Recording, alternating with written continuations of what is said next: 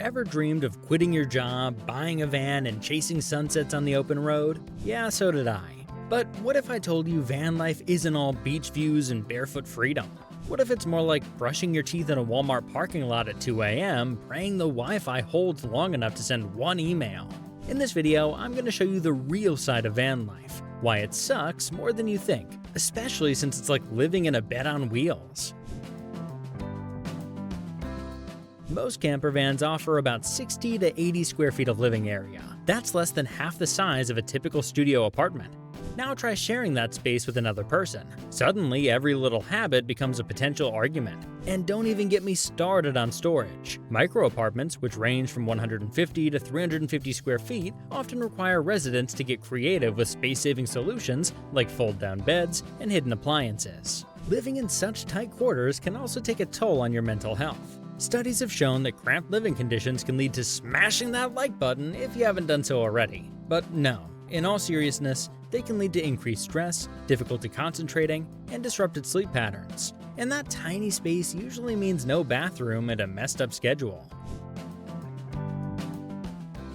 Van life is extremely glamorous until nature calls. Most camper vans, especially micro and small ones, don't come with built-in bathrooms. For instance, micro camper vans often have internal heights between 120 centimeters to 130 centimeters, making it nearly impossible to install a proper bathroom setup. So what's the alternative? Public restrooms become your best friend. But they're not always available, especially in remote areas. Some van lifers resort to portable toilets, but these require regular emptying and can be a hassle to maintain. And let's not forget the midnight emergencies. If you're parked in an area without 24-hour facilities, you might find yourself digging a hole in the woods or using a bottle, which means you'll need to be flexible. And speaking of flexibility, you'll need to be very flexible to fit on that bed in the back of the van. So you think van life means drifting off to sleep under a canopy of stars? Think again.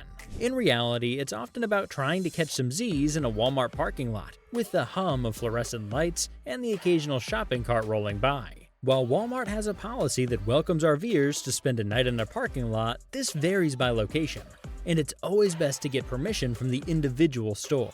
Safety concerns can also keep you up at night. Some van dwellers have reported feeling uneasy or even scared when parked in unfamiliar areas, especially when unexpected knocks on the van door occur in the middle of the night. So while the idea of van life might seem idyllic, the reality of finding a peaceful and safe place to sleep each night can be a daunting and exhausting task.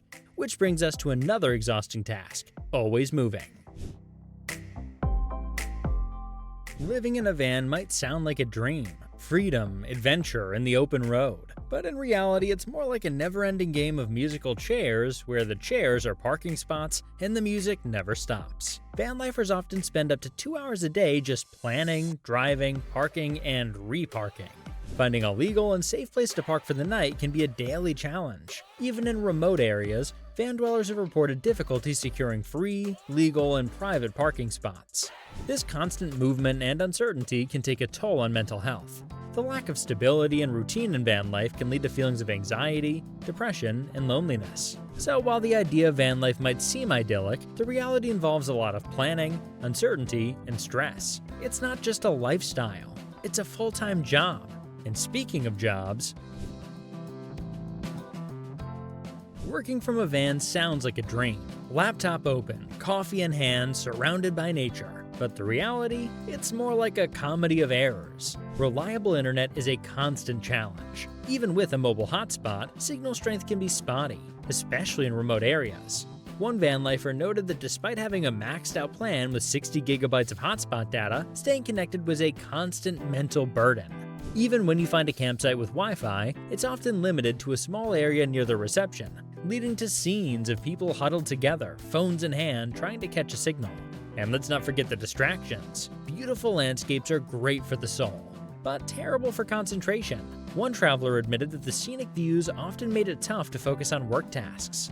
So while the idea of working from a van is appealing, the reality involves a lot of planning, patience, and flexibility. All of this while trying to deal with van breakdowns.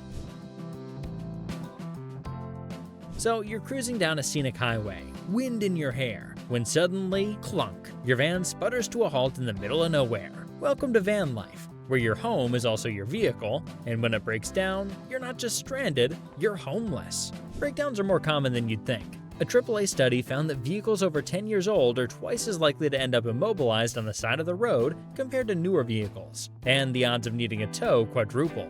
Repair costs can be steep. Engine repairs can range from $500 to $5,000, and electrical system repairs can cost between $200 and $2,000. Even minor issues can be a hassle. One van lifer shared that a simple tire blowout can cost hundreds, and mechanical issues in remote areas can be both costly and time-consuming to fix.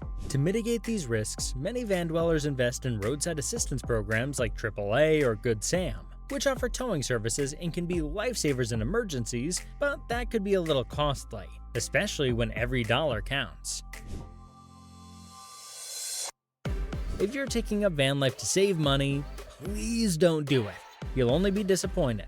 Sure, you might dodge rent, but the expenses pile up in unexpected ways. First, there's the van itself. A second-hand fitted camper van can set you back between $10,000 to $30,000, while a brand new one might cost $60,000 to $80,000 or more. Fuel is another major expense. Depending on how much you travel, monthly fuel costs can range from $200 to $600. Insurance isn't cheap either. Campervan insurance can cost between $100 to $180 per month.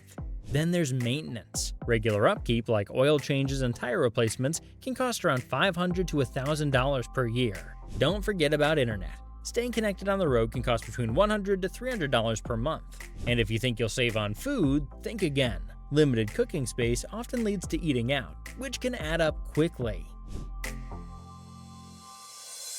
Van life might seem like a non-stop adventure, but let's be real. Some days feel like you're stuck in a waiting room with no magazines. One van dweller confessed, "I'm so unbelievably bored," highlighting how the lack of routine and constant movement can lead to unexpected monotony. The reality is, not every day is filled with breathtaking views or thrilling escapades. Often, it's about finding a place to park, figuring out where to get water, or searching for a decent Wi-Fi signal. These mundane tasks can consume your day, leaving little room for spontaneous fun. Which brings me to... But before we continue, don't forget to subscribe to our channel if you like the video so far. Imagine being trapped in your tiny metal home for days as rain pours and wind howls. One van dweller recounted a terrifying experience where a windstorm toppled 17 trees around their van, with one crashing directly onto it. Cold weather brings its own set of challenges. Without proper insulation and heating, your van can become a freezer.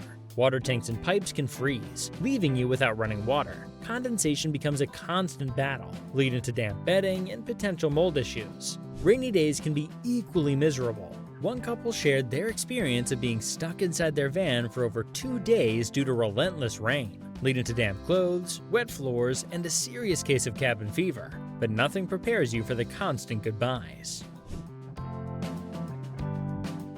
You meet someone cool at a campsite, share stories over instant noodles, and just when you're thinking, hey, this could be a thing, it's time to hit the road again. One van lifer shared that despite meeting people on the road, they often felt incredibly lonely, craving deeper connections that are hard to maintain when you're always on the move. The nomadic lifestyle means you're constantly leaving behind potential friendships. Even when you do connect, it's often fleeting. Another traveler noted that while they met people during their journey, the lack of a stable community made it challenging to form lasting relationships. And it's not just about new friends. Being away from family and longtime friends can be tough. So before you think van life is cool, it's not all sunshine and rainbows. Thanks for watching. Here's another video camping enthusiasts loved watching.